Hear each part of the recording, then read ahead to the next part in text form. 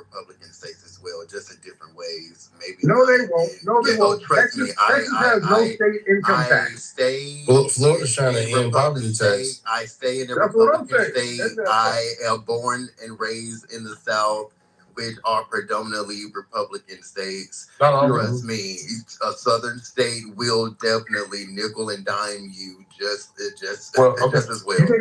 Try going to California for 3 months and see how much money you spend on a day. But I'm not talking about California. I'm talking about, but obviously, there's different costs of living everywhere in the United States of America. Yeah, they're all worse in the Democrat places. But listen to what I am saying.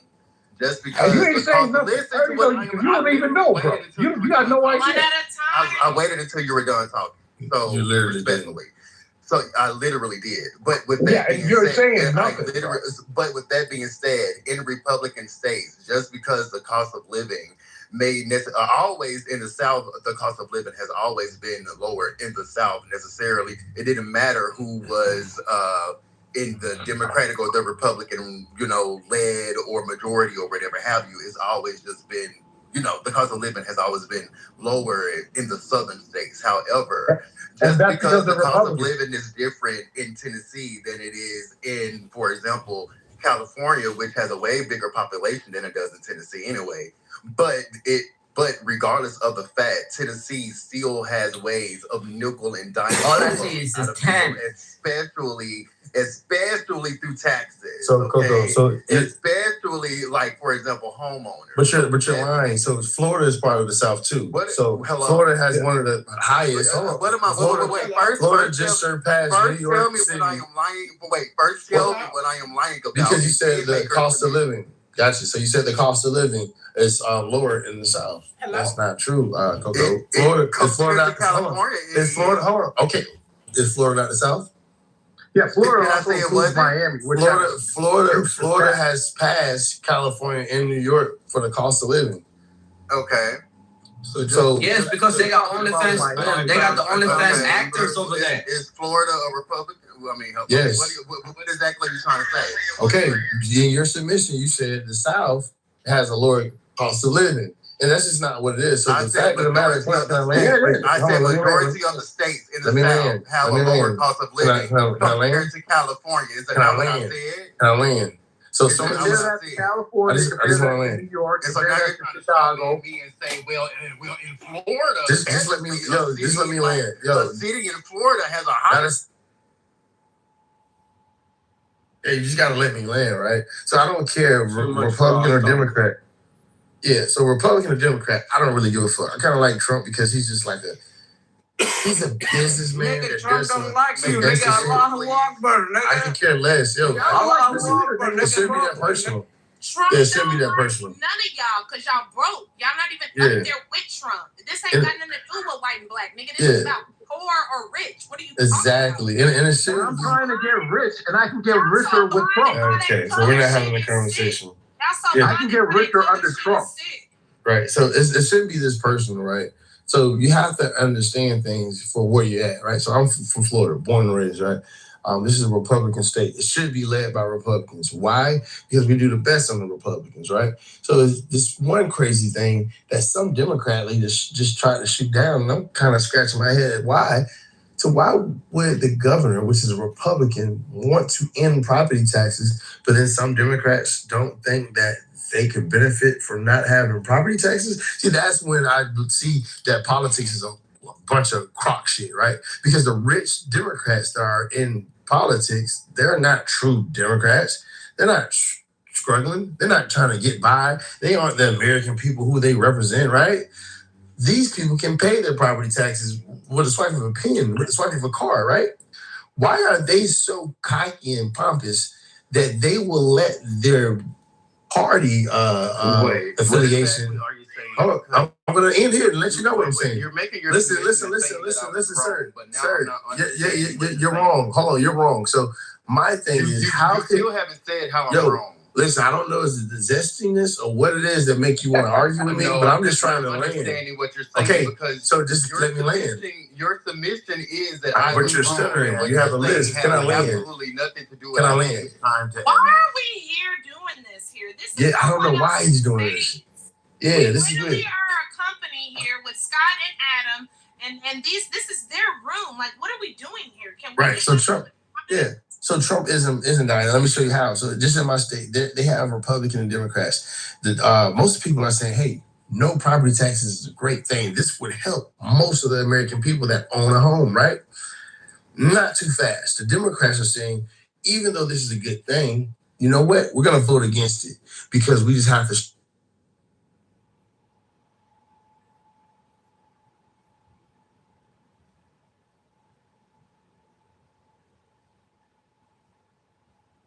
Here's a clue to your I don't know. Yeah.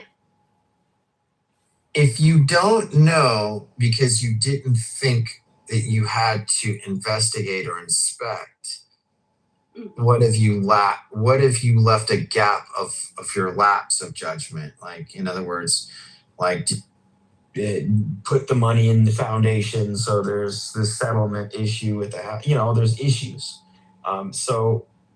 Oftentimes, having seen the bank side, is the liquidation of it is an expense. Not that you get 40% of anything. You get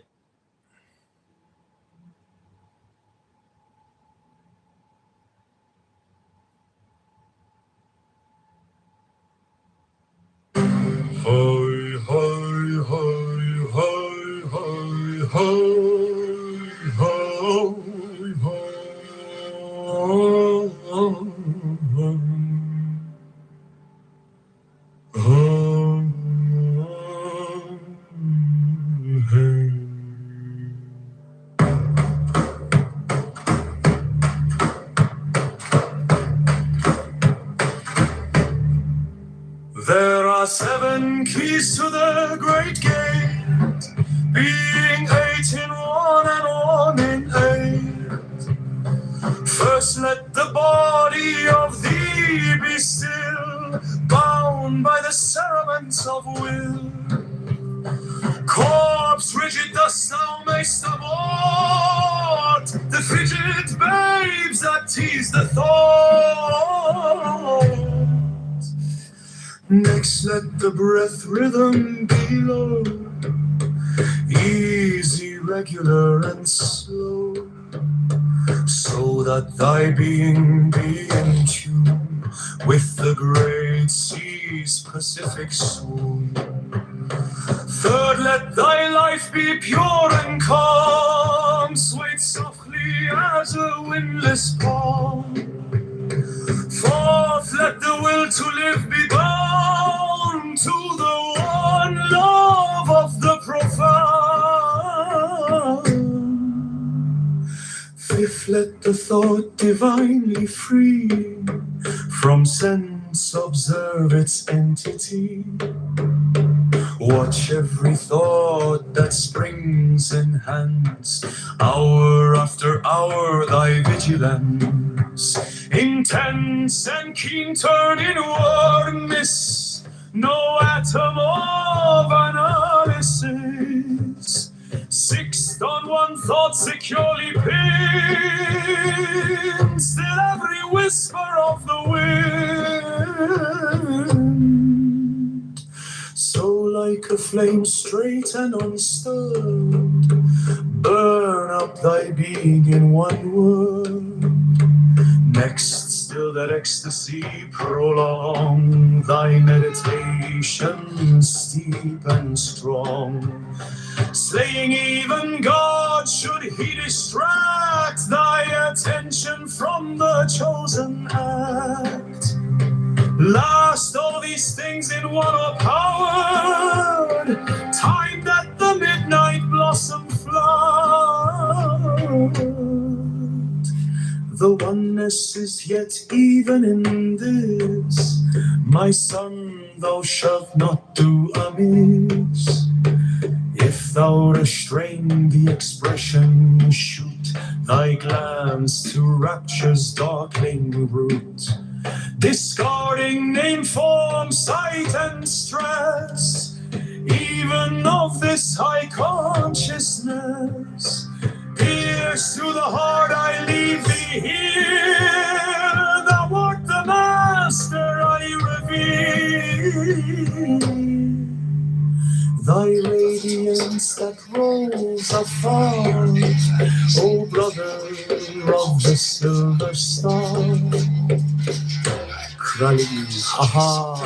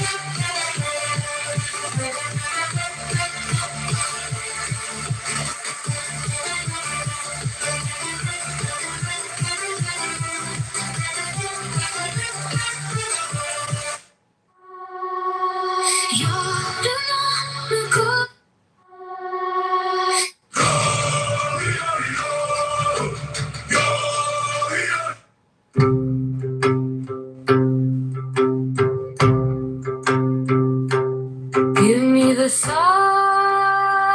of the open eye and the token erect of thorny thigh and the word of madness and mystery. Open, open, open, pam pam pam pam pam. I am a man. Do as thou wilt, as the great God can. Open, open,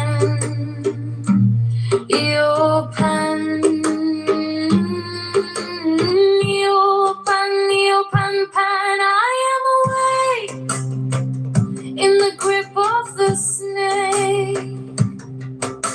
The eagle slashes with beak and claw. The gods withdraw. The great beast comes. Open.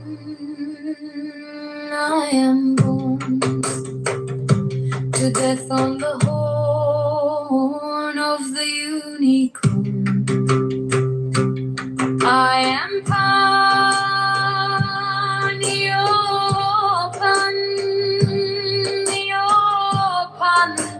Pan,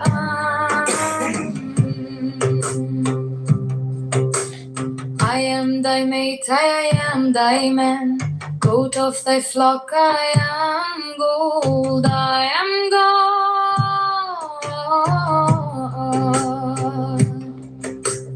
Flesh to thy bone, flower to thy rod, with hoofs of steel I race on the rocks, through solstice stubborn to equinox. And I rave and I rape and I rip and I rend, everlasting world without end. Mannequin maiden, maynard man, in the might of Pan, Pan. Pan,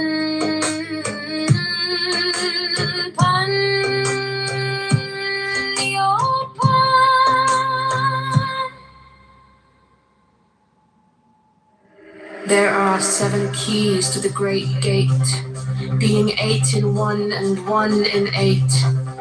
First let the body of thee be still, bound by the cerements of will. Corpse rigid thus thou mayst abort the fidget babes that tease the thought. Next let the breath rhythm be low, easy, regular, and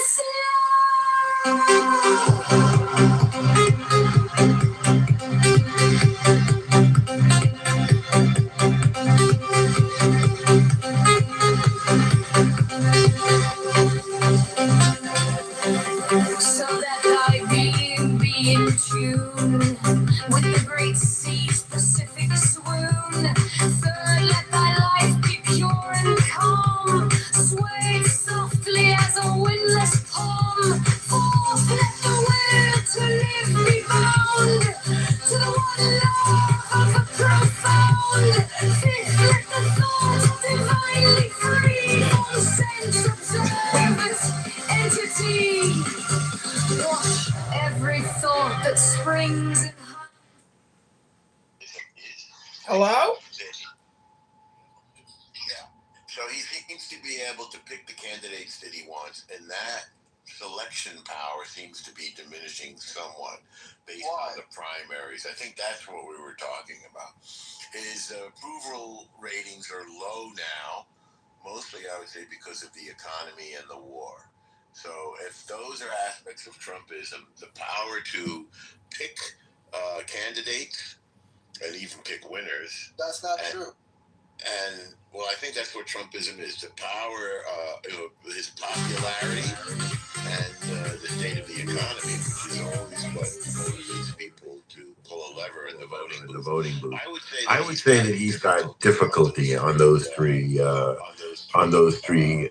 measures.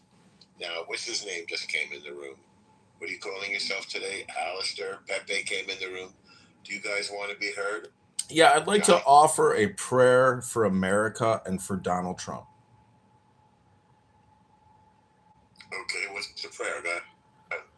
Almighty God, Master of the universe, Rabbono Shel Olam, please empower Donald Trump, give him more courage, more strength, and more joy to remove all the lawbreakers, all the illegal alien invaders that have invaded the United States of America, and give Donald Trump the power and the strength and the glory to conquer the IRGC terrorists and liberate Iran. And Almighty Father, Master of the universe, give Scott, Kent, Jones, and El Normo, and even Adam more happiness and more joy today, this beautiful hump day. It's Camel Day, ladies and gentlemen. It is Wednesday, and I pray that all the people in the audience have more joy and more strength, and you have more fun on Clubhouse. And if you hate Donald Trump and you have Trump derangement syndrome, I hope you go to the gym today, read a good book, and realize you are a faggot retard.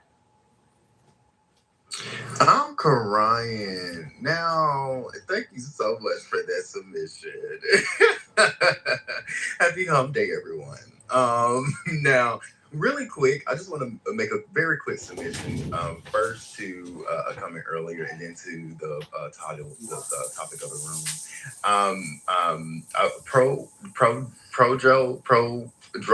Whatever his name was, said that I was lying earlier when I made the statement that the South generally has a lower cost of living compared to other states, especially California. And then he chose to submit his response and say that I was lying because a city called Miami has a high cost of living. Now, mind you, I didn't say every city in the South has a lower cost of living compared to California. But what he chose to say is, well, since Miami has a higher cost of living, that no, what I was saying was wrong. And in fact, the South has a higher cost of living because Miami has a high cost of living. Now, mind you, he also made the comparison to California. Now, even the Miami, why would you compare a city to a full state is really asinine to me. I don't really understand how one would be able to do that and without understanding what they're really talking about, because everyone knows that the South, living in the South is generally more cheaper than the rest of the United States of America, than the other regions. So with that being said, that was my submission. Now, in regards to the title of the room, is Trumpism dying and why? I do believe that Trumpism is dying. I do believe that a lot of his fan base is definitely like starting to do a side eye. A lot of things that he campaigned on necessarily aren't things that he is succeeding in right now. In regards to gas prices and war and no new wars and looking at certain people on within the executive branch when they go to these Senate hearings and they're not able to necessarily answer questions or answer yes and no questions. We have had several people removed from his cabinet in every place. This is in my modern, at least in modern history, in the political scope, that's unprecedented. I've never seen people have to be replaced from an administration than this one. Also, in regards to the cost of living, groceries, right now he is saying that because of a war that I said that we weren't going to get to, these prices are needed sure that another state or another country doesn't get access to nuclear weapons. But mind you, we were already told that the nuclear weapons were eviscerated. We blew them bitches the fuck up. That's what we were told. And in the Senate hearing that Pete Hegseth went to, he was even hammered on that by a Republican representative to sit there and say, well, look, you told us that you met every mission. You told us that you met every point, and now you're asking us for more money to take care of something that you already told us that you did? Like, what's going on here? And so with that being said, that's why I believe he is losing a lot of fan base, because also with the vanity projects, I'm going to land here, with all of these renovations that he's doing, and it is costing the American taxpayers billions of dollars of our money, which is things that he didn't necessarily campaign for, but he is doing. We're not worried about painting statues gold. We're not worried about renovating the White House. We're not worried about renovating the Kennedy Center or whatever have you with the woo. We're worried about the cost of living in our states. And I believe that's why Trumpism is dying, because the cost of living is not necessarily being addressed. And I land there. Thank you.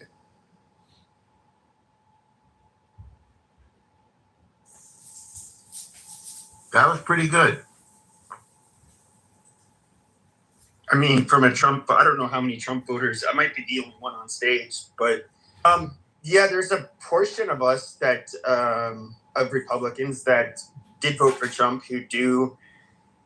Yeah, I mean, I'm definitely no longer, I don't really have much of a positive view of Trump or his performance. I think that what he did with Iran was a total stab in the back to a good chunk of his base. He promised no new wars. It's been a fucking disaster. The economy hasn't really gotten any better. I mean, and I thought it was ironic. So like they're cutting like SNAP benefits and food stamps for like poor people. Most of these people are that get these benefits are working mothers. And of course Medicaid. And I think it was last week he said, well, we got to cut down the spending on those things, because we got a war to pay for. To me, it's just like, that is it's just so, I just remember him in his McDonald's, uniform and him driving this fucking garbage truck, trying to look like he's like, a man of the people. And he just basically just shat on those people. He just took a big shit on you and on all of those people that voted for him. And I don't know. I don't see how the irony I here think he's a traitor. Pepe, isn't the irony here that he's the first Republican that's won? Hey, Pepe is in the building. He's the first Republican that's won people under $50,000 in income in years. He's got to screw them. Yeah, and that's why I feel really bad, for these people. Just, how's the America first? What did he do for the people who voted for him? Nothing. He's made himself a lot of fucking money. Made it, I'm sure all of his rich buddies are happy with his presidency, but and Jared Kushner in particular, his son-in-law. But no, I just think he's at this point he's just gotten obscene. It's just one fucking grift after another with him. But Pepe, as a guy on the right, who do you look to for the future? I mean, who would you see who would fill the Trumpist void for you? Because you need some sort of future movement for the party. Where does that come? I really don't know. I mean, Marco Rubio to me it's a question how much he would mirror the neocons of the past, which I'm not really the biggest fan of. JD Vance, I don't even really know what he thinks, what his vision would be as a president. So I don't know who would be the next man, for the job. It's way too early for me to tell. Yeah, I mean, I think Rubio. I wonder. Okay, if Trump's approval ratings continue to drop as they are, will we have Trump fatigue? I mean, will anybody associated with the nomination, or associated with administration, will that just be cancerous? Will that be like something you don't? And I wonder if the future is you go just outside DC, go outside MAGA. I mean, if I were a Republican right now, I'd be looking at someone like Spencer Cox, right?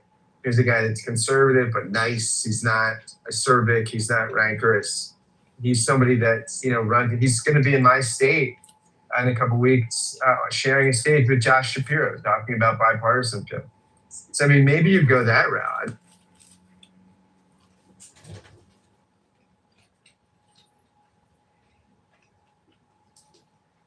I mean, it's also looks like the left is kind of leaning into populism now too, quite a bit. I mean, I would say a lot of these DSA people, when I hear them talk, I hear a lot of that.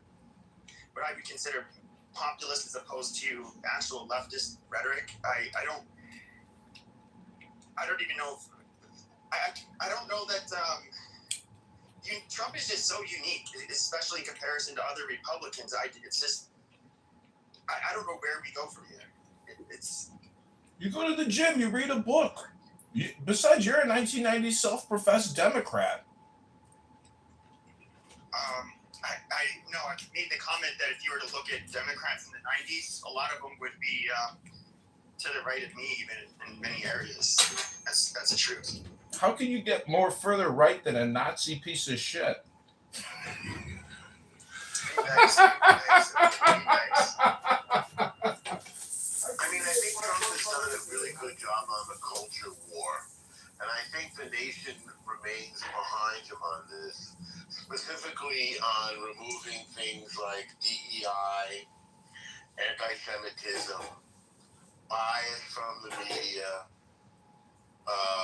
critical race theory being removed from the military. These are all things on which I think America supported him. I'm giving the other point of view, as well as immigration. We wanted to get illegal immigrants out of the country, and he's doing a good job at that. Although he's a little heavy-handed, I won't deny it. It's not the most compatible. Well, is it easy to do law enforcement? It's not. What's that? It's not an easy job. And all the people, you've seen the rhetoric actually, in my opinion, go down against ICE. It was really over that young woman in the minivan and that other guy who had his pistol. That was the flare-up. and there will be more flare-ups. It is a dangerous job removing illegal aliens, especially the dangerous ones. And they should be saluted. They shouldn't be doxxed. They shouldn't be attacked. And in my opinion, all these people filming them and trying to dox them and cause them harm, if you do that, you should be arrested. Those law enforcement agents should arrest you on the fucking spot, and you should be charged. Hello? And in many cases, they do. Right? No. You can't impede an officer conducting his or her duty. That's true. Well, look at that guy Jake Long, who goes to these Muslim events and protests, and he gets physically attacked and beaten. The police don't arrest the people assaulting him, which they should be. So we have a major problem where we have this double standard where you can't go and complain and protest if you're considered Islamophobic. It's all a giant fraud, and we need police to arrest people that attack people. Stop letting these Muslim anti-protesters who are violent people get away with physical assault. Arrest them. Attack them. Well, I can't tell what portion of what you're saying is trolling. But again, I'll repeat that I think Trump is actually doing a really good job on the culture wars when it comes to, and I think more needs to be done. Like, you shouldn't have to sign a loyalty oath when you apply to college, which is what a DEI oath is. Also, I mean, DEI is one of those odd things like transgenderism. You notice, by the way, that he's done a good job, speaking of which, you notice he's done a good job on transgenderism, that people aren't even talking about it anymore. He's did a good job in expanding drilling and fuels, which is good for the economy. So, I mean, we should talk about the good and the bad that Trump is doing, I think. Of course, most people get freaked out by a war, and those who oppose Trump are dining out and making the most of this war, because it's easy to be against war. Everybody is against war. So if it comes to war, and the old standby is the economy stupid, meaning people just have a feeling that they can't afford their lives, or that prices are going up.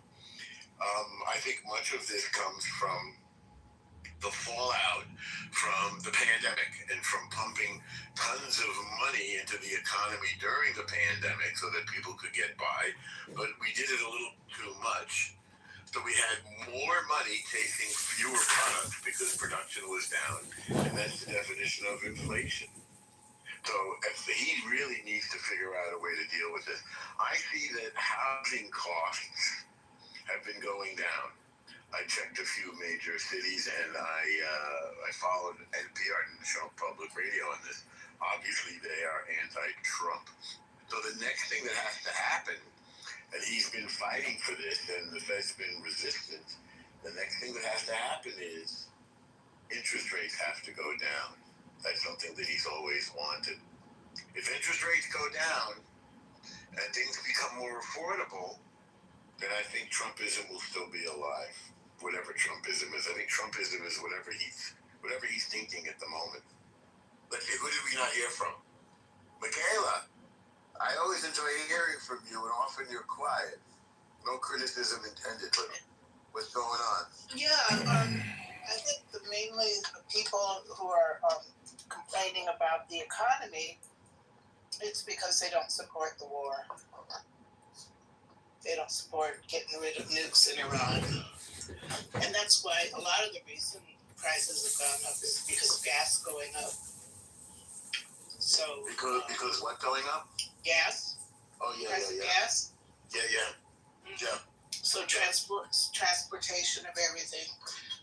So I still support Trump. I mean, he came into office. It was mainly on the promise of the illegal alien stuff.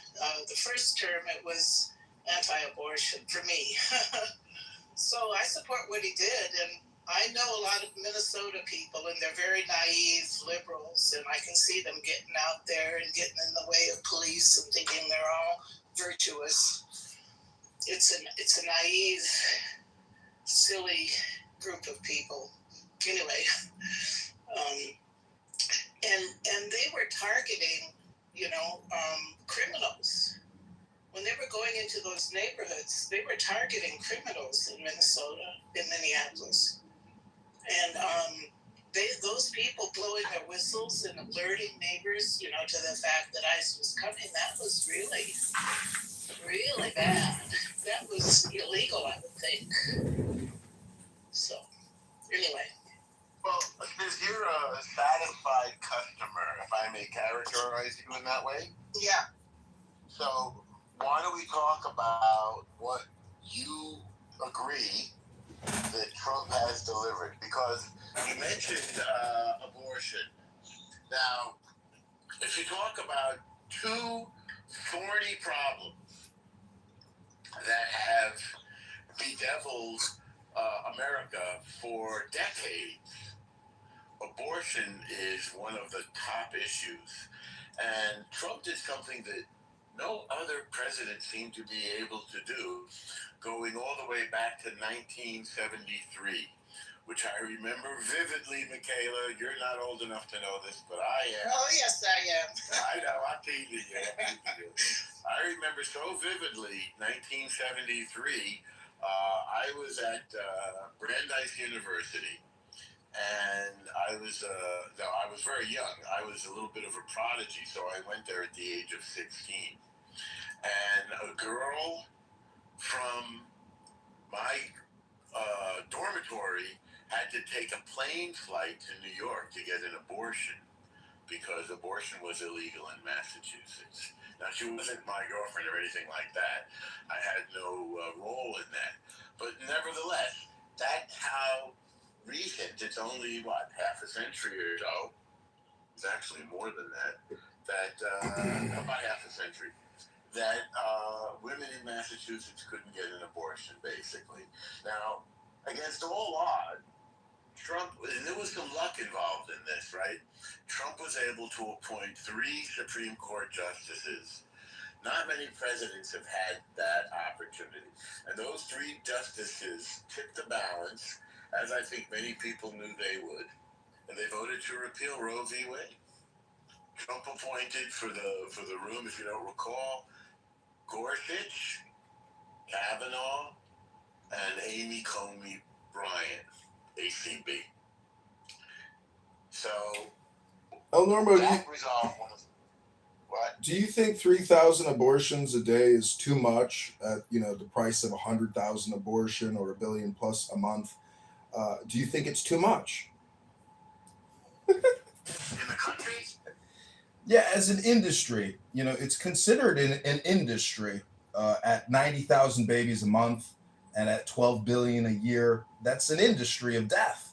Well, I've never considered your question, but I am not a Catholic person, and I'm not a big anti-abortion person, but many people are, and I respect them as they respect me. I'm more of an agnostic on this, but I do believe in a woman's right to choose. But I also think that the Trumpian solution or the SCOTUS solution, SCOTUS being the Supreme Court of the United States, of setting, since it's not really spelled out in the Constitution, I believe that this solution is okay to allowing the states to make their decision, and most states have voted to allow women to choose abortion. So really, it's resolved. I think to everybody's satisfaction. Michaela, would you say it's off to your satisfaction as a person who opposes abortion? Yeah, so far, I'm not satisfied that my state then put it in their own constitution up to birth, with no reason needed for any reason. For anyone in any age up to birth. Well, but I guess we never expected it to really happen for Roe to be overturned, so the pro-life movement wasn't prepared enough, but also they couldn't be prepared in blue states. because there's no chance that they would have won any elections there. You know, but yes, I am satisfied. It was pretty bad to have that in the U.S. Constitution. That was pretty bad. But it is 1 million abortions a year still. It's not. He mentioned 12 million or something. It's about 1 million. I don't think the number has decreased much because it's gone to the pill now. It's become even more normalized. Oh, just go take the birth control, take the abortion pill. Yeah. So people aren't focusing so much on the gruesome details of pulling the babies apart, all that stuff. The women just go home and have miscarriages in their toilet. So.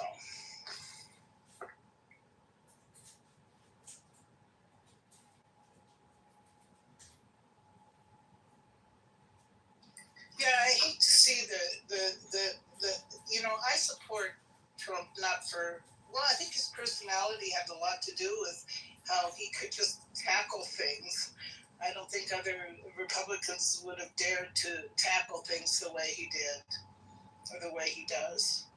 And I think we needed that. And I think guys like Marco Rubio, there's the Republicans have a wide bench or a long bench. I think Marco Rubio would be great to carry on his the things that Trump is for. What do others think? Is Marco Rubio out of the picture for some reason? Hello? I mean, I wouldn't say that. I mean, there's nothing bad about the guy whatsoever. He is especially when it comes to foreign policy, he's a very knowledgeable person. But don't you think Pepe gets tagged with this war? I mean, he's sort of the face of the security establishment. If this war continues to be unpopular, I just wonder if the branding is just bad for him. The branding. Yeah, perhaps. Thomas Sowell's, big thing is limited resources. And that's what the DSAs are, why they are so low IQ and why they're incompetent and incapable of actually running or managing our country. And that's why Pete Hegseth is going to step up and probably run for POTUS, J.D. Vance, Marco Rubio. We have patriots in the waiting that will continue Trumpism. Trumpism will never die because Trumpism is America first.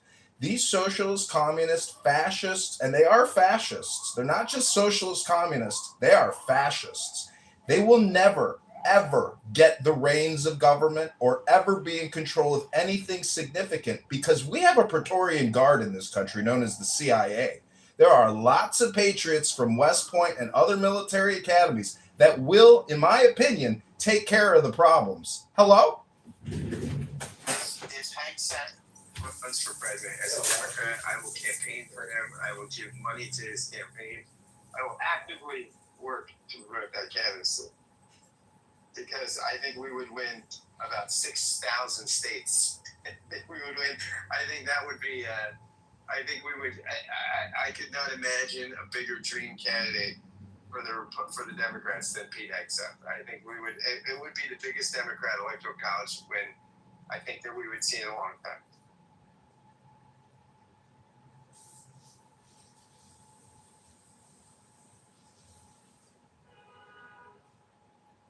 J-Lo, have you weighed in yet, or merely Jay?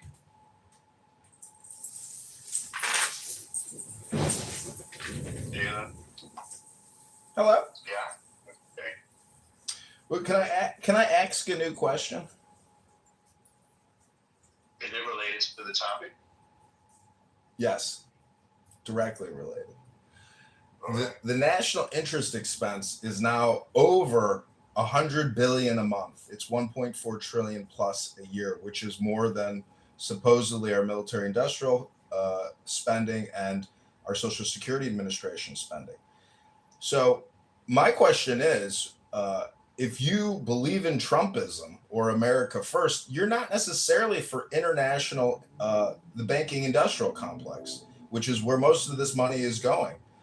So if you believe in America, isn't bankruptcy the inevitable future, and then we restart?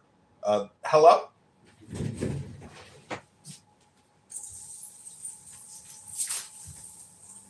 I do like this hello you're doing. I like the hello at the end of the sentence.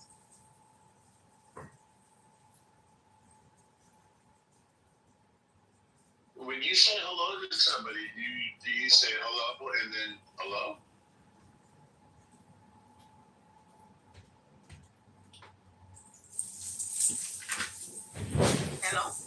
Hello? The numbers are out there at usdebtclock.org. You can see that every taxpayer, and there's only 120 million taxpayers out of our 340 million people, supposedly, these people cannot meet the burden of the bill.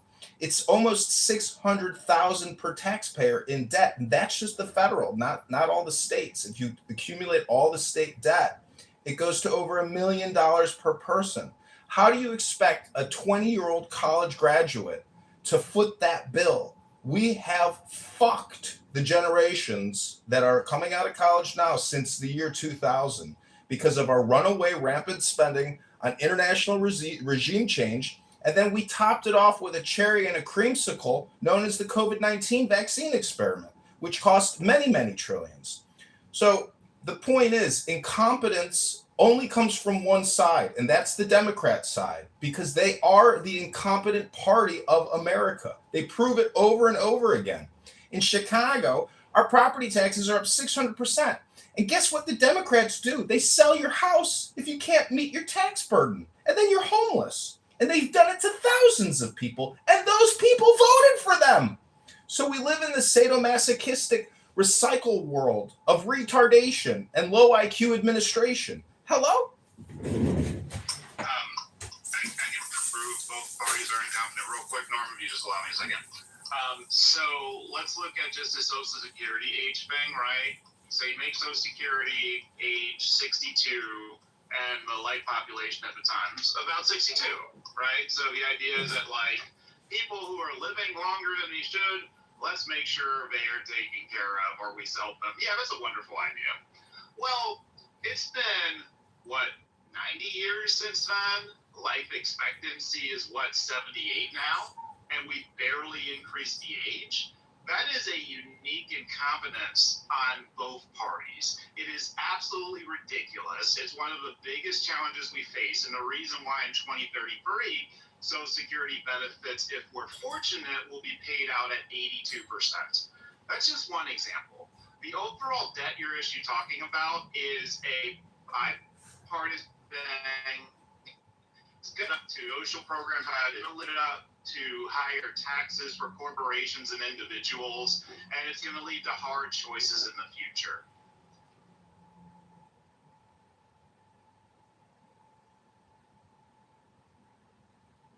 CEO, I missed a part of that, and I'd like to hear more. So, even if it revolved repetition, so if you're willing.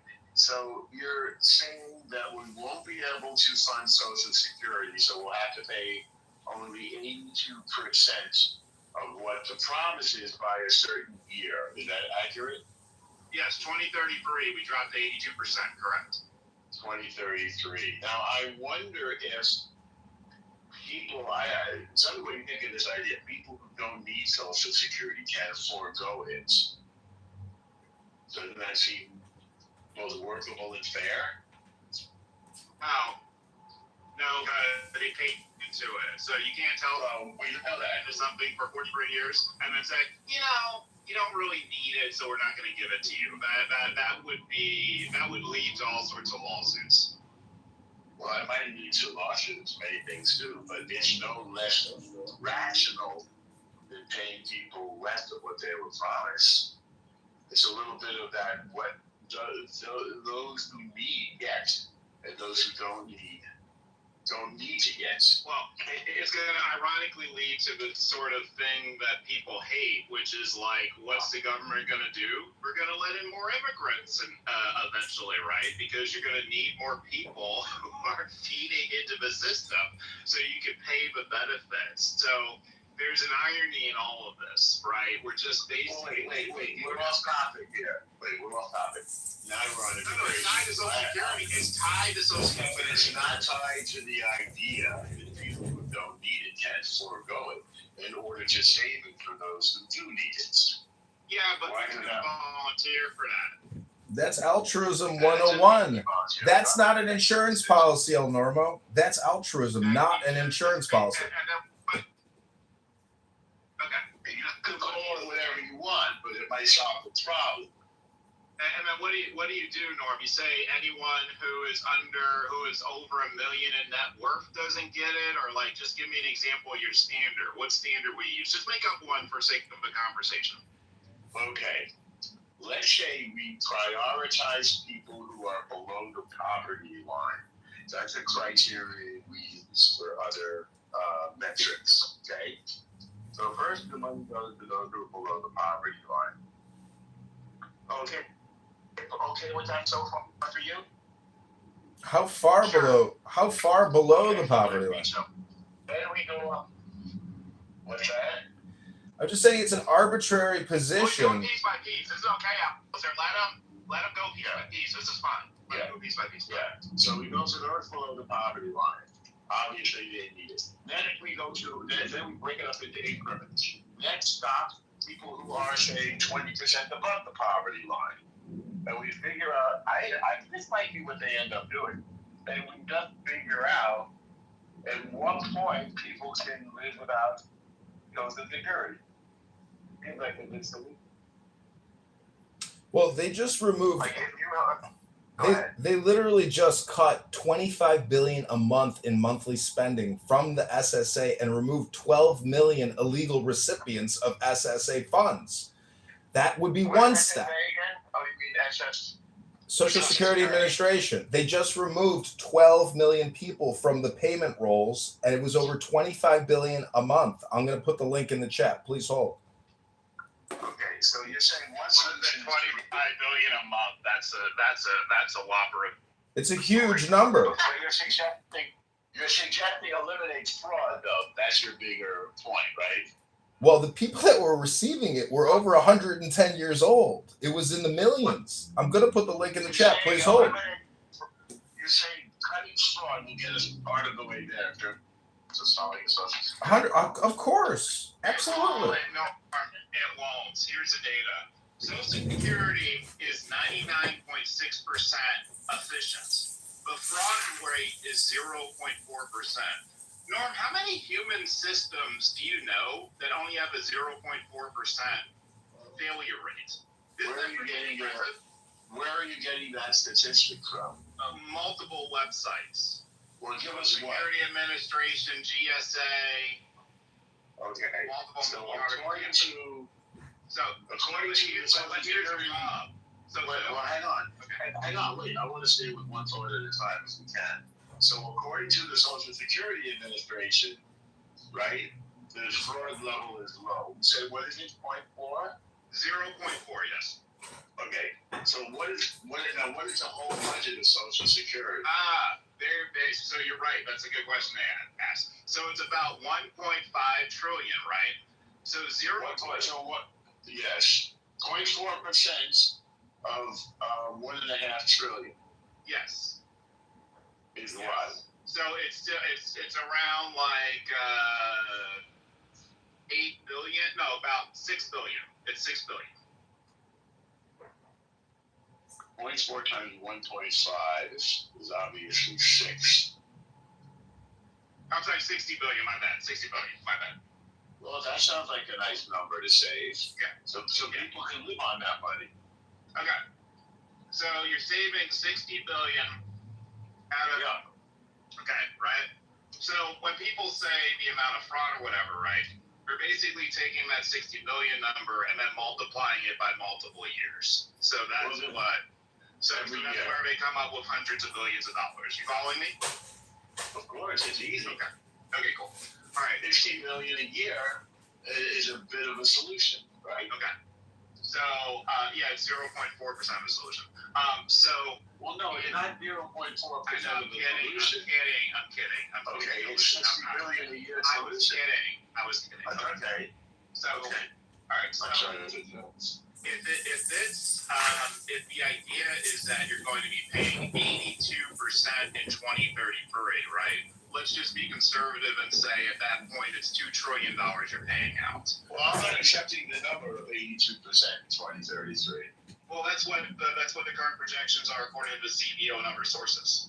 I understand that, but I understand you're saying that, but I'm not accepting that automatically. Okay, that's fine. So let's just take it. Let's just take it as a hypothetical. If you want to put a different percentage, we can. Okay. Let's say that we're concerned that we're running out of money to fund it. That I'll accept. Okay. That's fair. Okay, that's fine. All right. So if that number is 1.5 trillion now annually, let's say it's roughly 2 trillion by 2033. Okay. 18% of that number is about $360 billion. So we have figured out a solution of that 0.4%. So that gives you 60 billion of it. That's the idea, right? Baby, do we get it? Hello? Yeah, good. Yeah, CEO, we're not human calculators for you to run numbers through. Did you have a point? My point is, you can fix the fraud to the degree possible. You're never going to get to 100% because 0.4 is already a low number. So fixing the fraud the best human beings are capable of will not come remotely close to solving the issue. Where the hell do you get? Go ahead. Fixing the fraud is not the entire solution. It's part of the solution. So, for example, fix the fraud, which seems to be a big problem, and prioritize people who need the money. Those are. Now we're really on our way to a solution. I would say that we're not going to remove people from Social Security simply because they're high income. We said we're going to prioritize the people that need it. I'm not saying that won't happen either.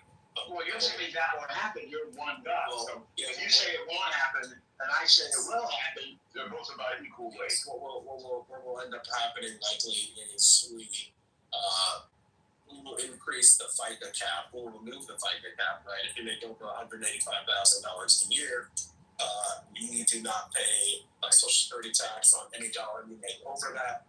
We'll remove that. That covers 60% of the budgetary gap. We'll increase legal immigration as well because you want to improve the ratio of workers to non-workers. Those will happen. Yeah, you have to do that. Those will happen before we talk about cutting Social Security. That's an easy one because Social Security is so popular. There's like no constituency for cutting benefits, no real one in terms of the voters. So you think that these things are decided by popularity, which is silly, I would say. They are decided by financial necessities. We give money out where it's needed. So if somebody has, if there are those for whom Social Security is just pocket change that falls between the sofa cushions, then it seems to me that there's good justification for limiting their Social Security. Yeah, I think what he's saying is right, that it's unpopular, right? The old people vote, and I've heard people that don't even need Social Security say, I paid into it, right? It's not viewed as an entitlement, which in some ways it's not, right? So there's this sense in which I paid into it, I want it, it's not fair to cut. I think it's politically unpopular. I think it's not something nobody wants to run on cutting Social Security because when seniors vote. You can run. We're not talking about running on it. We're talking about solving the problem. Oh, yeah, I'm just saying it gets hard to solve though, because to solve it, you need to legislate, right? And to legislate, something has to be politically viable. And I just think you can screw young people with debt. I'm not saying it's right, but you can screw young people with debt and deficits because young people don't vote. Right, but the AARP, they get their people out. That's why Social Security is very tough to reform. And wealthy people vote at higher rates than even regular old people. So yeah, they're not voting to cut Social Security. No chance. Like if if you were high, then rich people have no constituency, but rich people also have a determinative constituency. You're literally arguing against yourself. There isn't a population looking to cut Social Security of any number, right? Because a top earning family, 2-income households this year can get $100K from Social Security, right? They're not. There's very few people who are turning their nose up at $100K. It's not. This is not cutting Social Security. This is saving Social Security. Norm, the closest you're going to get is increasing the age, right? So that's the closest you're going to get. I don't even think you can do that because most people can't. Well, you guys are you guys are just making stuff up, right? No, we're talking about political will, right? Right. And so the issue is that if you're a member of Congress and you vote for limiting Social Security for people who make X amount, you are voting to limit your campaign donations and your ability to win your next election. So I phrased it a different way. I say you prioritize people who are below the poverty line. Which means you have to deprioritize someone. So I agree with you. I understand what you're saying. What you're saying, what you're saying is, listen, let's break down what you're saying. How about welfare benefits, CEO? Are we deprioritizing rich people from welfare benefits? That's right. Medicare too. Medicare. Hang on a second, CEO. Let's not change the argument. Hang on, we're not. Hang on a second, CEO. What were you saying about Medicare, Michaela? Yeah, I mean, we're all paying for Medicare, but it's the poorer retirees that can get it, right? Tell us more about what you're saying. I don't know what you're saying. Well, Medicare is for poor people. We're all paying for it. But we know that in advance. Medicaid. I'm sorry, Medicaid. All right, so let's keep thinking about that. Yeah. So we have a safety net for people for medical care, and that's called Medicaid, right? Mm-hmm. And we all pay into it. Even retired people on Medicare can also get Medicaid if their income below the poverty line. Yeah. But that's all part of the social contract, and we know that going into it. So there's a difference. It's very different than changing Social Security when someone's about to get it. That's a very different proposition. And then, if you're Obamacare, wait, let me get your first point. Obamacare changed the system. We seem to go along with it. Right? That's relatively recent in our lifetime. I mean, it sounds to me like we have a model and a solution. So what happens if we just prioritize people in the order of need? Okay, that's what I was going to get to. All right. To prioritize people who are below the poverty line, what you're saying is you have to pay them 100%, right? So you're paying them 100% for benefits. Exactly. That means you no longer have that. That means that you're going to give less to the people who are the least, who require it the least. You're automatically pulling that from somewhere else. You're not creating new money. You're taking it from someone else. That's sort of obvious. That's the whole point of what we're saying. Yeah, I know, but you're acting like that wasn't the case. You're deprioritizing. No, I'm not acting like it. No, I'm not acting like it's not the case at all. I said you have to deprioritize someone else. You said, no, we're just prioritizing. That's correct. The second thing you said is correct. It is not deprioritizing at all.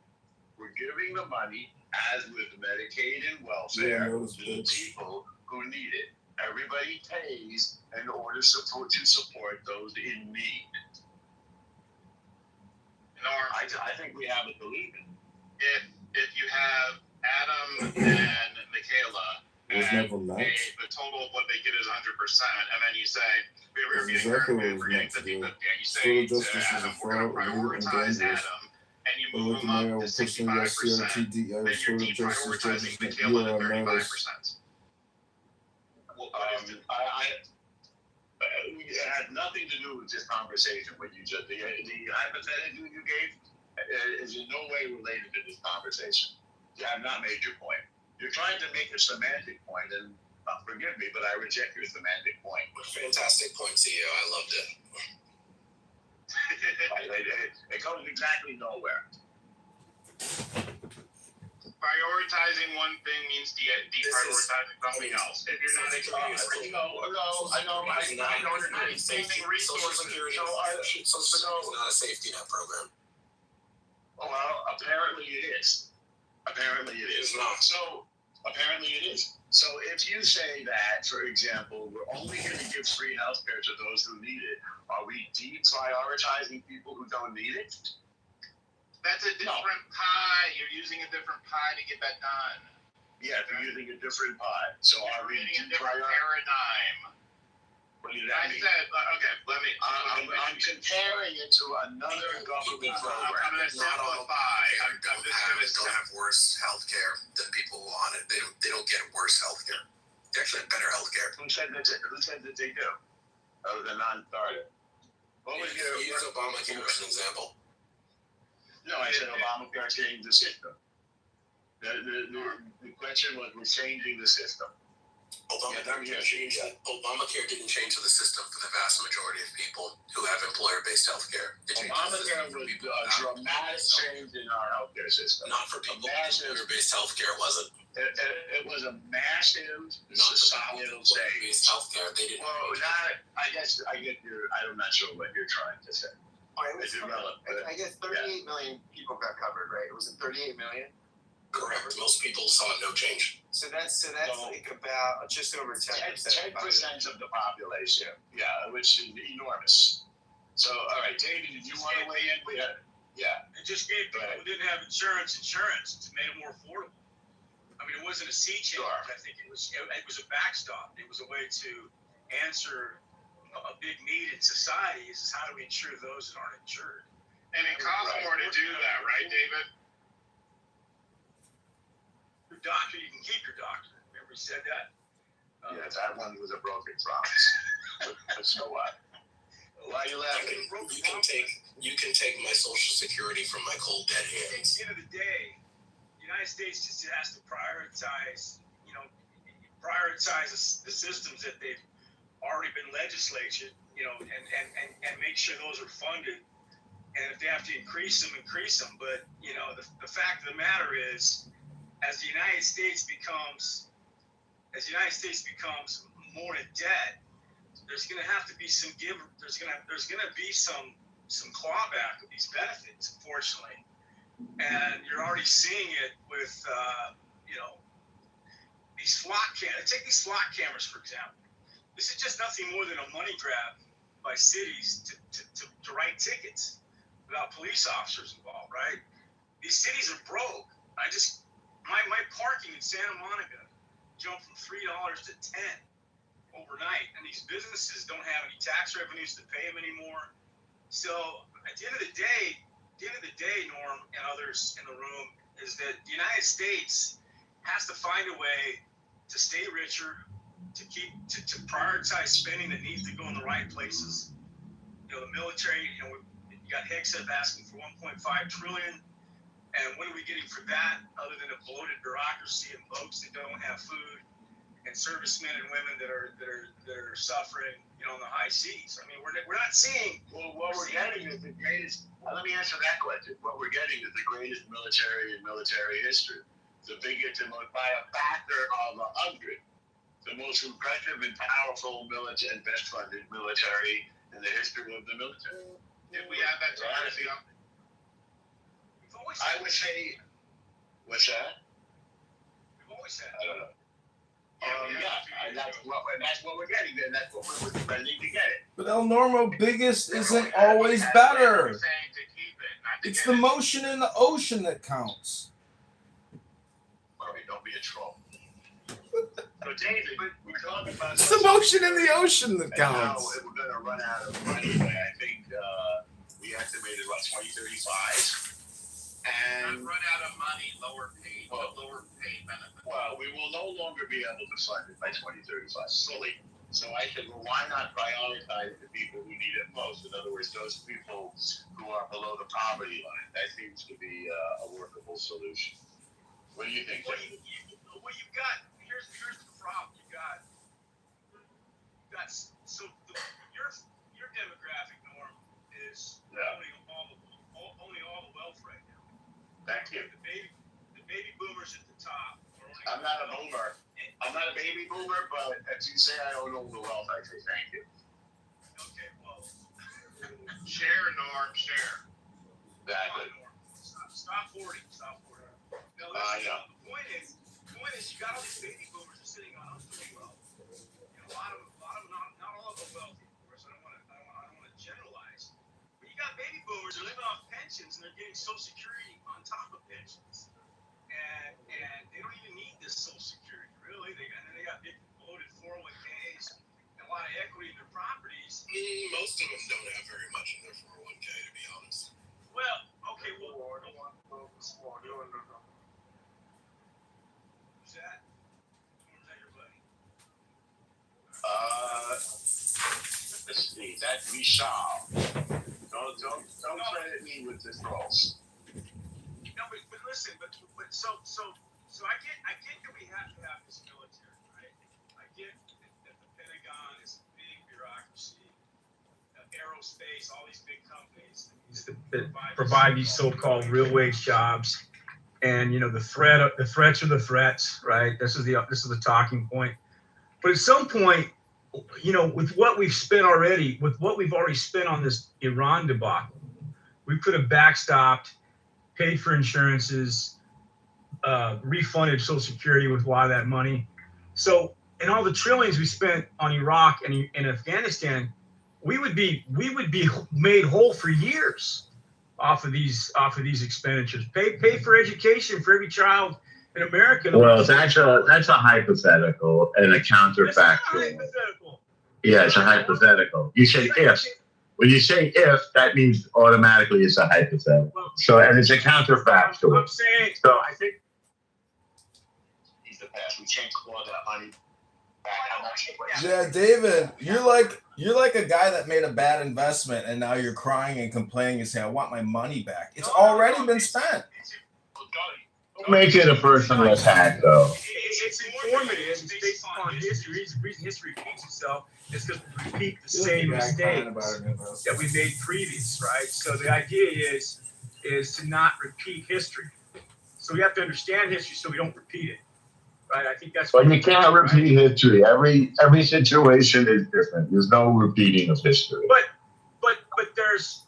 But there's actions and policies that are put in place based upon one's history.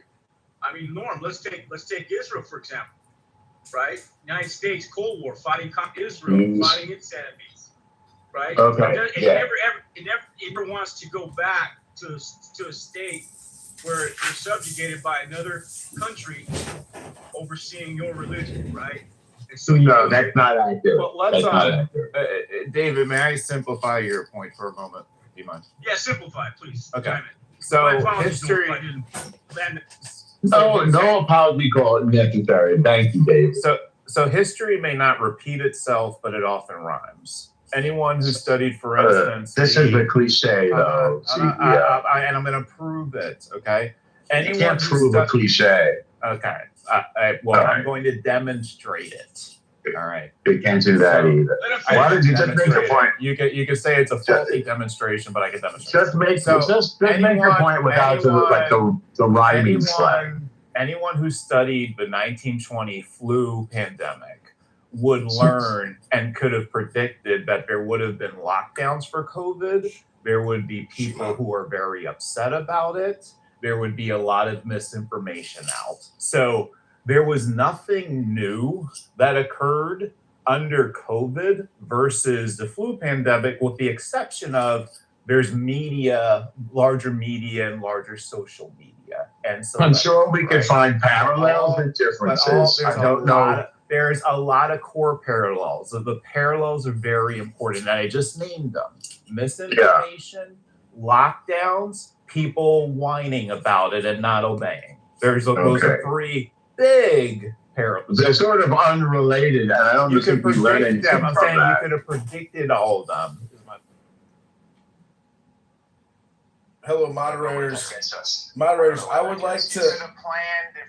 Moderators, I would like to add that Brad, if he's still, or Viking in the chat, put a link to what the Social Security Administration has done, which has saved hundreds of millions of dollars over the next coming years, because they actually use the master death file that they keep. And so they cross-referenced, and what I found interesting is this master death file has the statistical significance of 2020, 2021, 2022, 2023, while the country was mass administering the COVID-19 vaccine. And you can see the statistical increase in morbidity during these years. The question becomes, is it the vaccine, or was it the COVID-19 vaccine they cooked up in Wuhan that created the increased statistical significance in morbidity? Hello? And we're talking 20% increases in death rates, or even more, up to 120%. And then there's a global master death file even.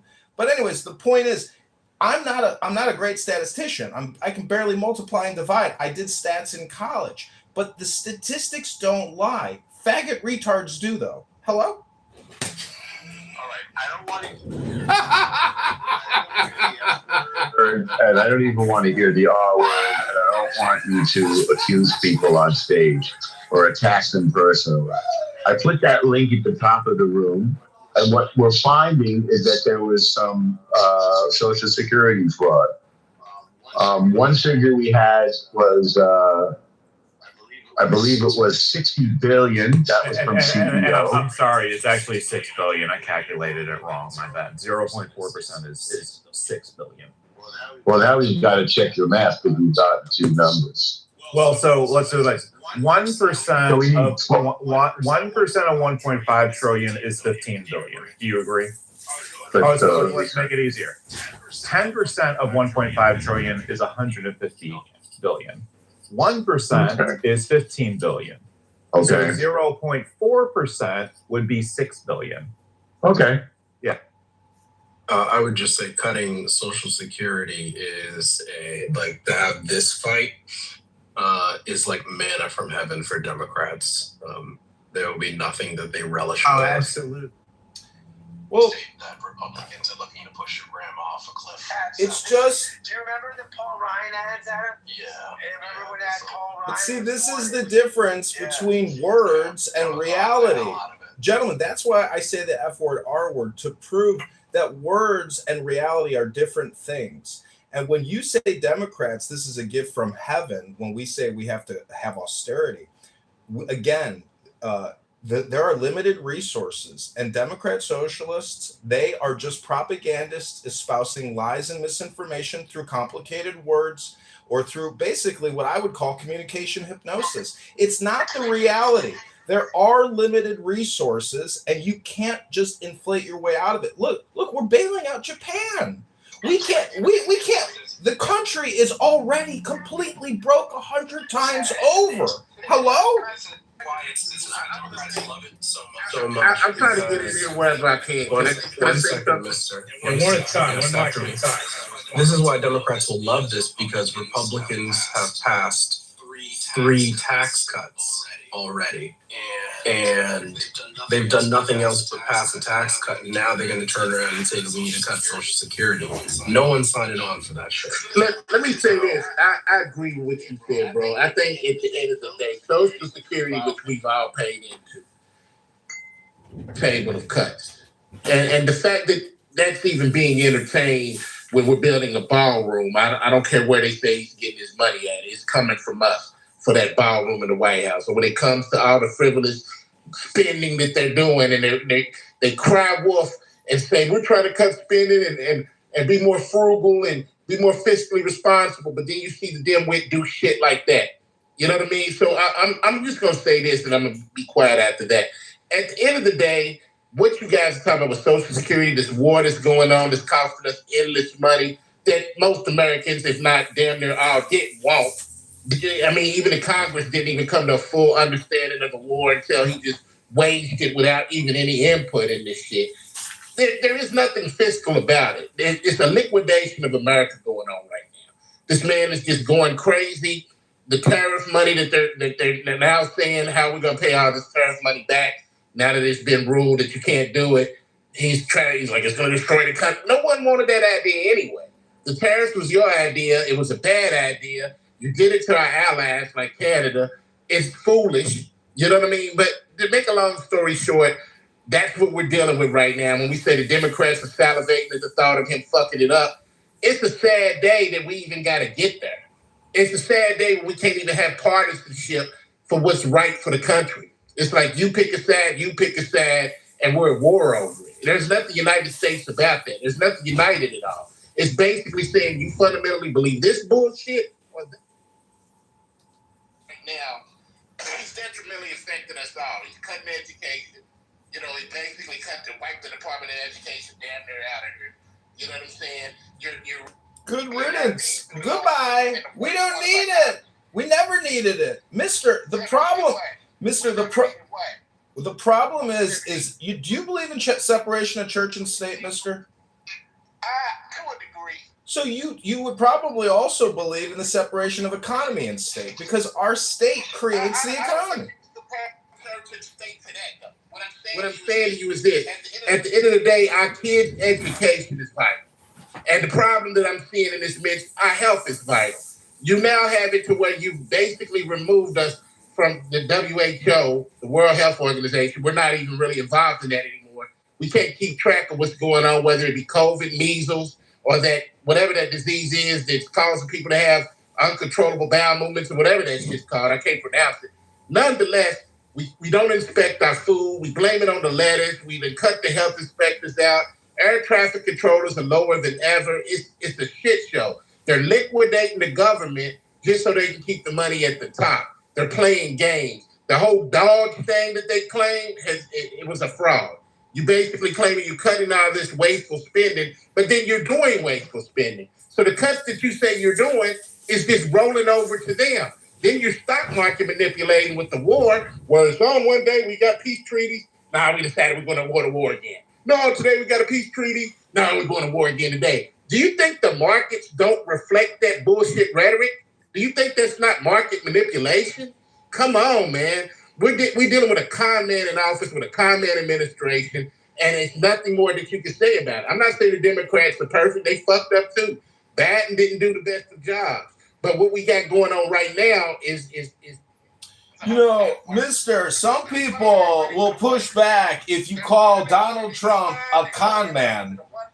Sometimes people on this app say things that are just not true. And a lot of it is ad hominem projection. Are you a con man, mister? Are you a motherfucking con man? When was the last time you scammed somebody, mister? Hello?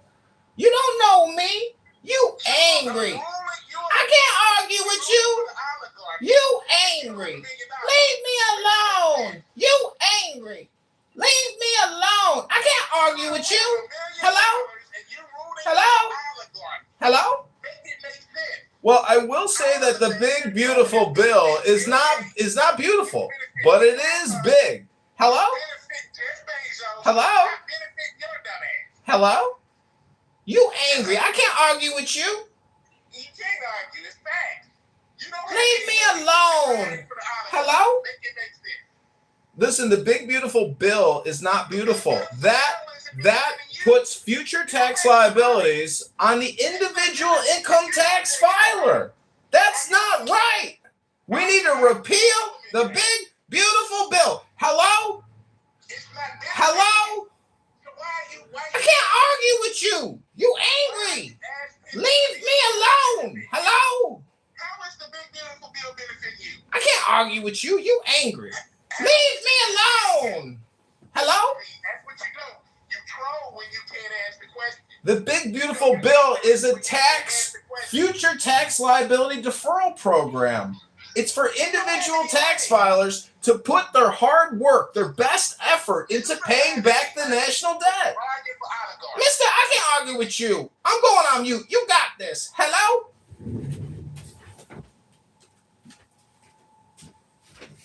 Dealing with is people who like entertainment and to act like goofballs instead of acknowledging that the policies that they're passing don't even benefit most of the people in this room. The people talking, I can almost guarantee most of you don't have $1 million. I don't. So how's the oligarchy's policies benefiting you when it's benefiting the 1%?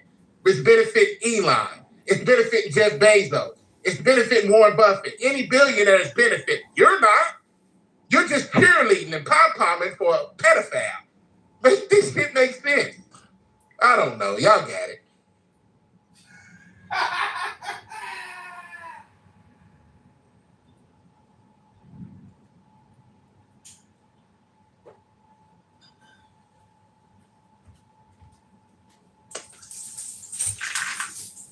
Yeah, y'all can keep on rooting for your section.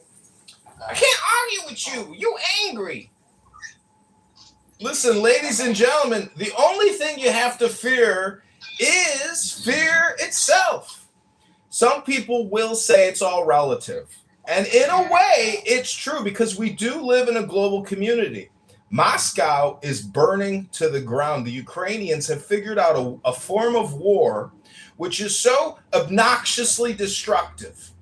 They can, through drone technology, which is real-time, instantaneous, blitzkrieg, lightning warfare to a very high and dangerous degree.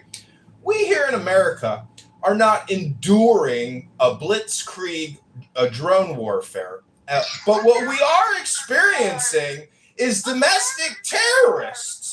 And if you go to any sanctuary city in America, you will meet stupid pieces of shit who are the exact same thing as dangerous drones. They might kill you on a train. They might kill you in the park. They might kill you while you're out for a jog in the morning.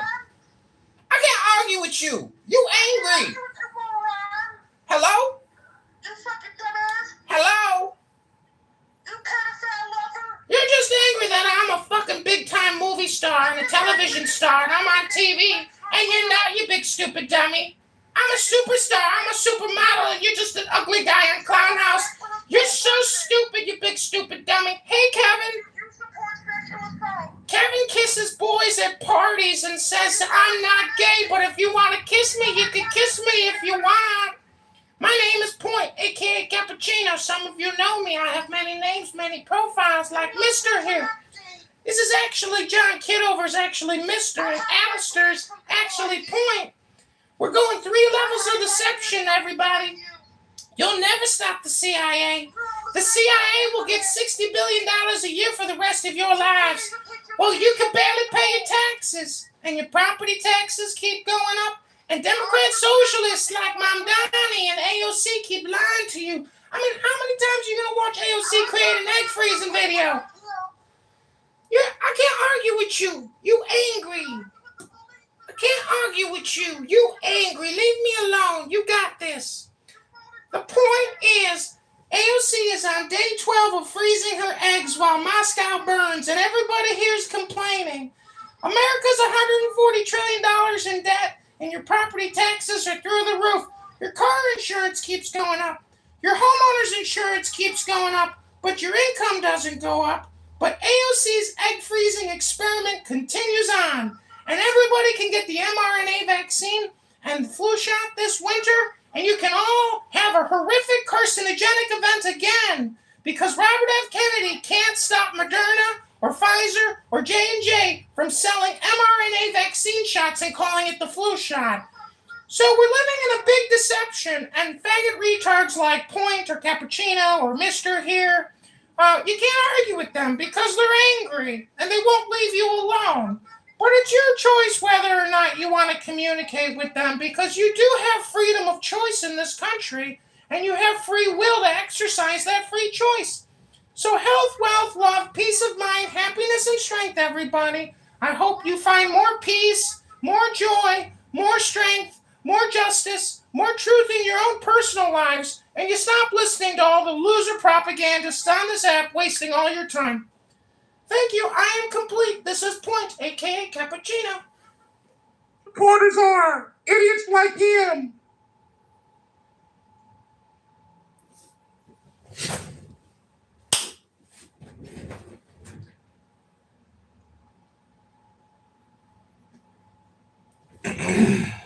I haven't heard from you personally, G. You have a contribution to make?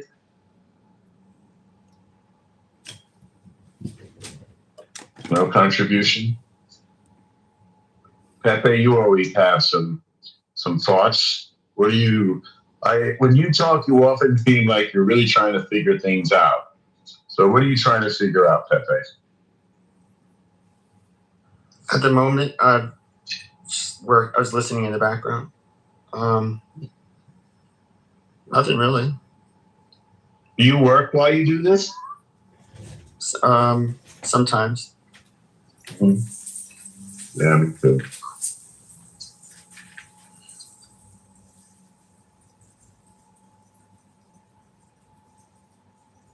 God, have we exhausted this? Or are we is it gonna get a new life?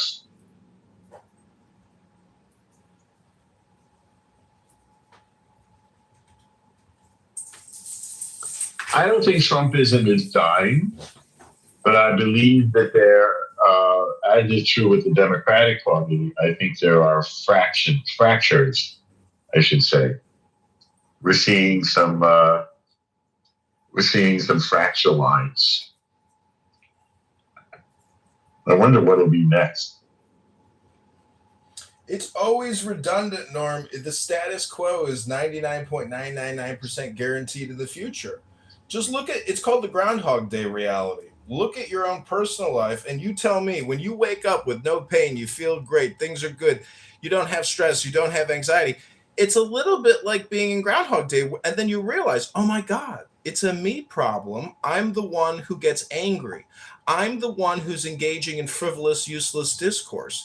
I'd like to read a poem to the room, but unfortunately, because in my opinion, we're living in a situation with a bunch of incompetent citizens who are literally just repeating the propaganda pushed down to them. So my comedy shtick, trying to be Point or Cappuccino and saying, you angry. I can't argue with you.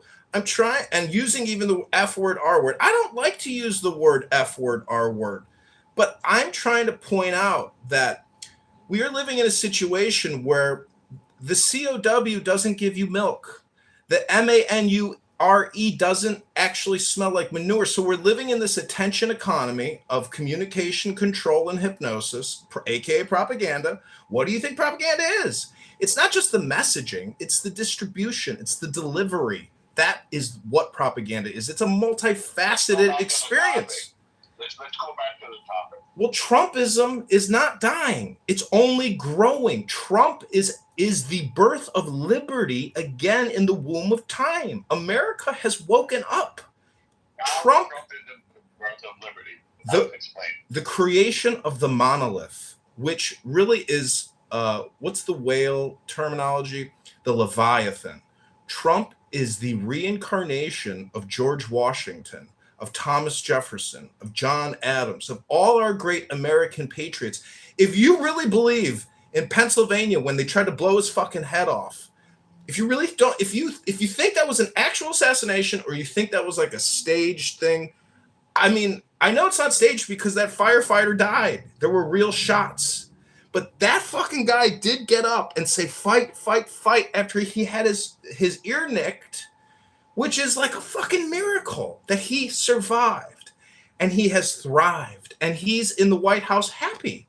And he brings the lifeguard who saved that little boy and he calls out CNN. He says, you are fake news, bitch. Like, Trump is not afraid. It's just beautiful. We have liberty in the White House. We have the manifestation of the Statue of Liberty, that woman with the shining, fiery wand. That's our Trump. He survived. And do we even know who tried to kill him? We don't. We don't know the true source and origin of this evil, but it could be Barack Hussein Obama and Steve Brennan at the CIA. It could be a lot of people that we know. They're out there and they tried to kill Donald Trump. Pepe's just a 90s Democrat. He's a far-right Nazi from Discord. He's a low IQ dingbat. He doesn't try to figure things out. This guy hasn't read a book in 20 years. He doesn't even go to the gym. Ladies and gentlemen,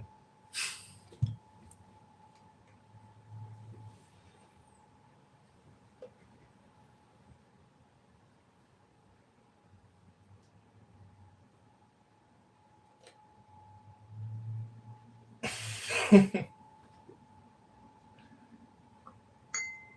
weigh in on Trumpism.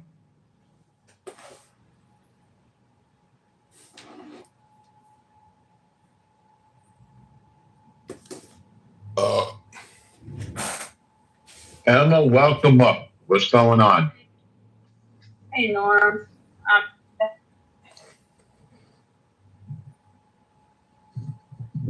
I was just calling, or I was just coming in, and I saw your title, and I believe it is suffering. Go tell us more. Well, I think that the war is a drag down on Trump's bandwagon, and I think that the economy is suffering quite a bit. And I think Trump's group was way too focused on tearing down everything the Democrats did without paying attention to whether that it was something useful for the people. I think that's say it a little more slowly. Say it a little more slowly. He did everything that the Democrats did. Is that what you said? I said what I said is that they were too focused on tearing down everything that Biden and the Democrats had done, and they weren't focusing on what was best for the people. All right, let's go through what he did. What did he undo that wasn't best for the people? I'm not going to go through this list of things. Well, name one. You made a very broad statement. You said he was too focused. I made a broad statement because every single chance that they find something that the Democrats have done. What's an example of that? They attacked USA. They attacked. So USA. Let's go slow, Emma. USAID was not a Democrat thing. I didn't say it was a Democratic. I did. Look, that's no. You said that he undid whatever the Democrats did, and I'm looking for an example. Trump is the president of Israel, not America. Many examples. He is attacked Biden's SAVE plan that was for like the loans, all the student loan stuff. That was a program that was. Well, that was defeated under Biden.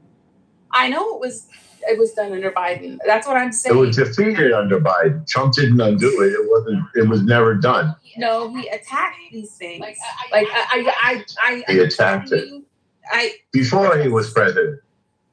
No. Look. I'm looking. They are consistently in the Trump camp. They're consistently attacking everything to do with Democrats.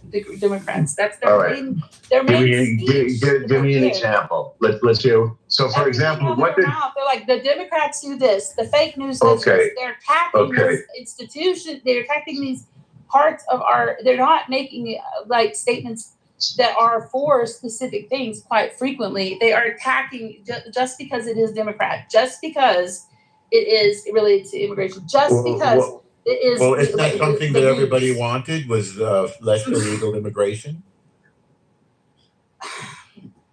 The thing is that it's not the attack that's coming is not coming based on the choices that are best for our American people. In my opinion, don't you think eliminating illegal immigration is best for the people? I think that approaching problems in the order that they are most important to the American people is paramount. No disagreement there. But you made a different statement. You said he's attacking. Yeah, you did. You said he's just attacking everything the Democrats did, regardless of whether it's good for the American people. So I said, give me an example. That's true. Okay, so we started with immigration because that's a big thing that he ran on. And it seems like we all agree that illegal immigration is bad. So what he did is good for the American people, getting rid of illegal immigrants, right? But he's not just getting rid of illegal immigrants. That's not the only thing that's happening right now. Agree. Let's go to another thing that's happening then. Let's look at another thing he's doing. How about no tax on tips or Social Security or overtime? Good for the people? Well, no. That has by the way, that has a cap, y'all. That has a cap. Yeah. You know, Emma. Unlimited. It's not unlimited. And I want to say it's the $25,000 cap, but fact check me on that. Emma, do you think Trump is pro-America? I mean, don't you think Trump is America, that he loves America, and he wants to save and rejuvenate and make it more abundant for Americans? Hello? No. No. No. I don't believe that.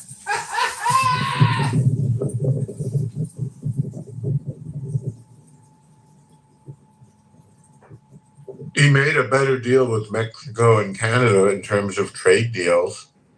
That seemed to be good for America. He got the NATO nations to increase their contributions to NATO. That seems to be good for America. Is a qualifier word for you right here, and it seems, and that is very important to me. What's the qualifier? Because quite frequently it seems that it was something is good for America, and people don't look at the consequential outfall from some of the things that are happening. Okay, let's get back. What's the consequential outfall of no taxes on tips, Social Security, and overtime? What's the bad news about that? Well, he made that overture, but then he cut Medicare for people that they were depending on. Like it doesn't help if someone gives you an M&M when they take your whole, dinner. I'm sorry, I wasn't aware that Medicare was cut at all. Yeah, I hadn't heard. It was not. It was not. Medicaid. I know this. I can tell you what. And SNAP were cut. Medicaid I can tell you what I do know, that Trump put restrictions on Medicaid and Medi-Cal, in that it was, you have to, if you're going to be on Medi-Cal or Medicaid, I'm going by distant memory, that you have to prove that you've been applying for work and or working at least 20 hours a week or something like that. You guys can fact check me on that one as well, but he hasn't touched Medicare.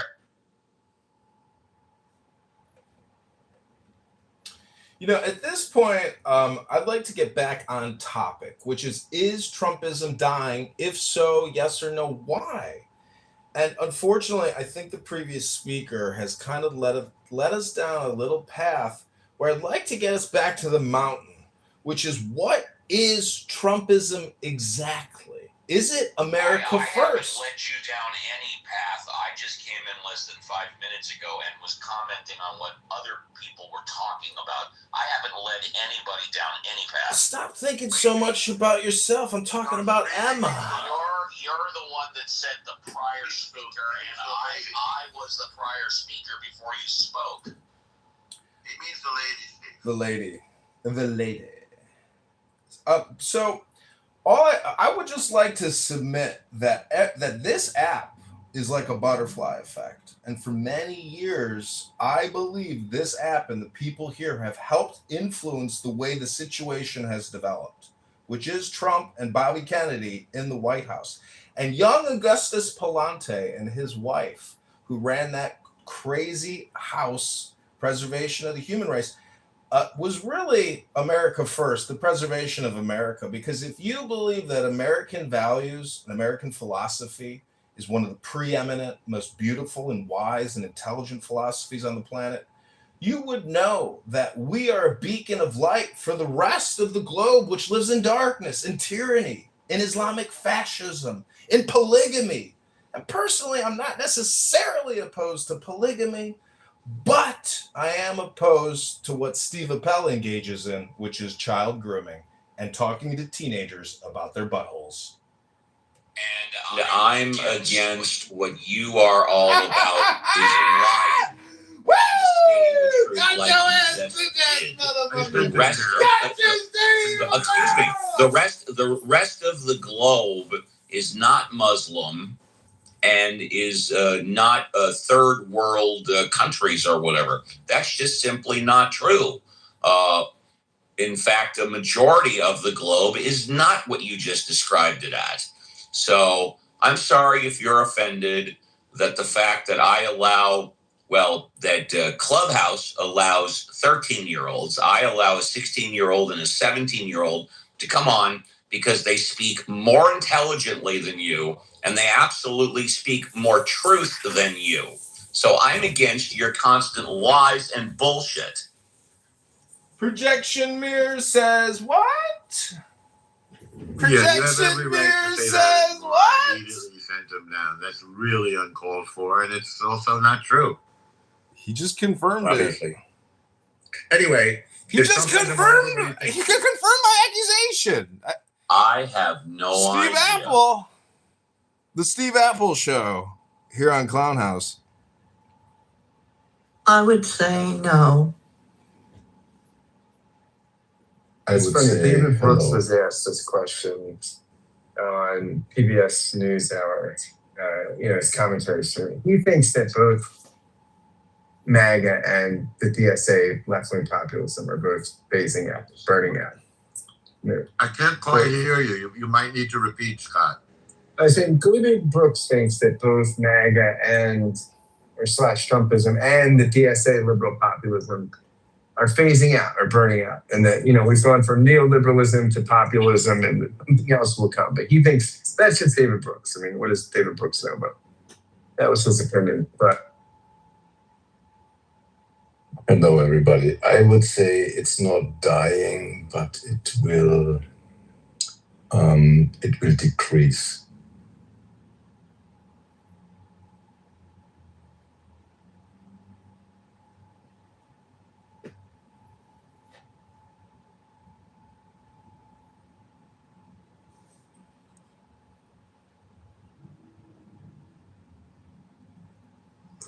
Well, Trumpism is coming more into focus, or at least for me. We now know, I think what America is in essence, and what we should try to hold on to, what we should value and not allow to be eroded. Hello, Megatron. I would like to answer this question very quickly and succinctly. You are absolutely not a Protestant because you have no work ethic. You're here on this app all day long wasting your time. I am complete. Thank you, buddy. What you doing out here in Chicago, buddy? I'm gonna come and support you, man. Where you gonna be at? I'll be outside the Jefferson Park Blue Line stop live streaming my signatures on the petitions for the February 23rd, 2027 mayoral race. Go to ChicagoMayorVote.com. Referring to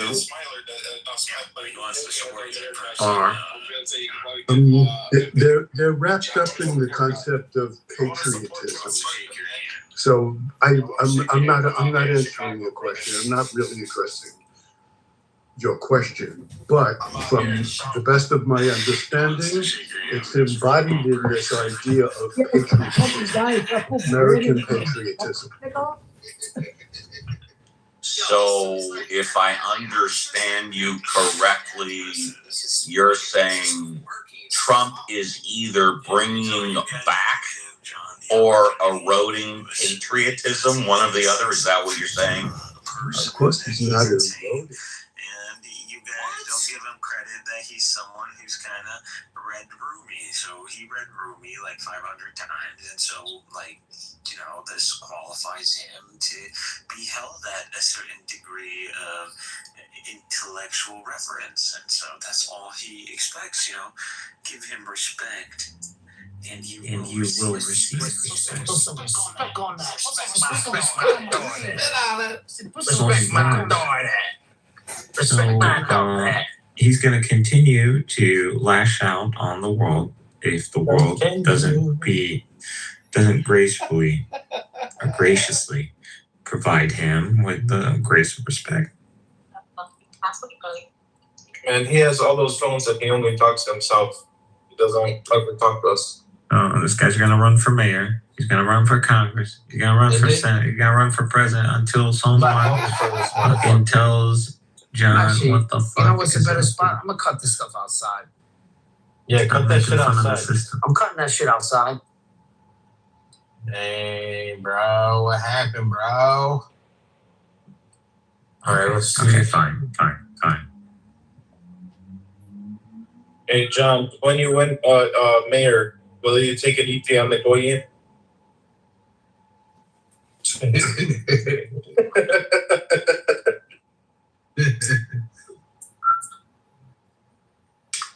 Well, our Chicago mayor claims that America is stealing from black and brown communities and using it to bomb brown communities in the Middle East. And I got to say, there are three pillars that hold up society, which is truth, justice, and peace. And the enforcement of the law and security is universal. Everyone here in this room doesn't want to be a victim. And so if you want to use law enforcement in order to achieve your security state, well, you better have big balls and you better have the technology and the capability to go exercise your will. Otherwise, you'll reap the consequences of your actions. And if anybody here has ever started a fight at a bar and then ended up losing the fight, you know exactly what I'm talking about. Hello?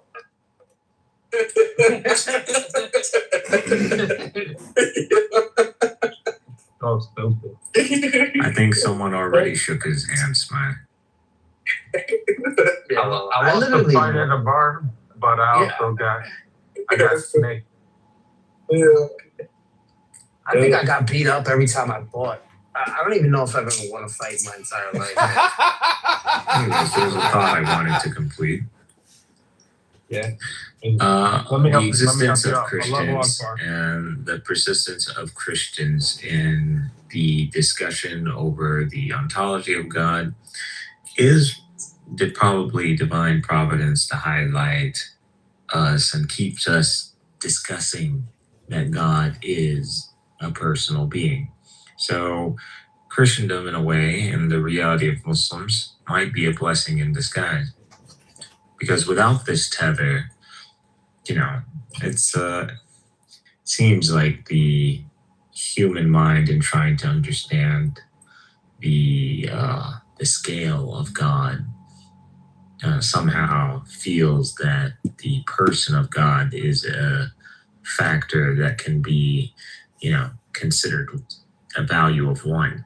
So, you multiply times one, it's not, Well, you could say that the attention. Well, the problem is a COW doesn't give you a glass of milk in the morning. We have this word attention economy, which is basically actually the source and the tethering problem. We don't have real people doing real things. We have people just watching videos all day. That's a slave population. We've morphed the plantation into the cell phone, and people can't stop engaging with the cell phone. It doesn't matter what variety of engagement it is. If clicking your phone was productivity, everybody would be a fucking millionaire at this point. But there was a company called like mypoints.com or something back in the day where if you would click an ad, you would actually get a share of the revenue. And so now that's how it should be, right? And so all these Democrat socialists don't realize that, like, if you wanted to legislate income through the platform, that could be one solution to the affordability crisis. Hello? Base economy, because any impact that you generate will be attributed to you. So it might be through financial. Hold on, some white ladies coming to talk to me. I gotta be nice.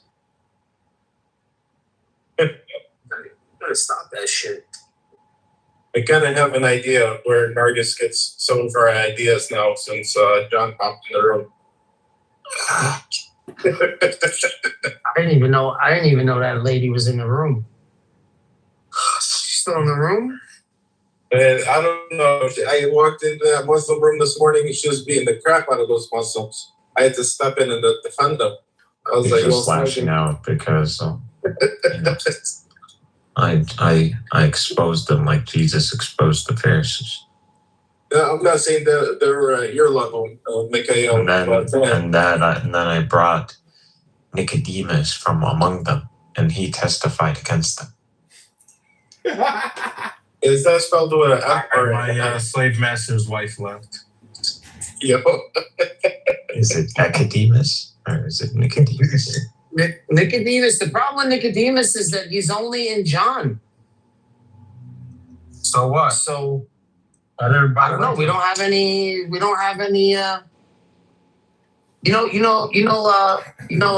Bank. What's his name? Bank. Not the one that's in here. Yeah, Banks. Yeah, Banks.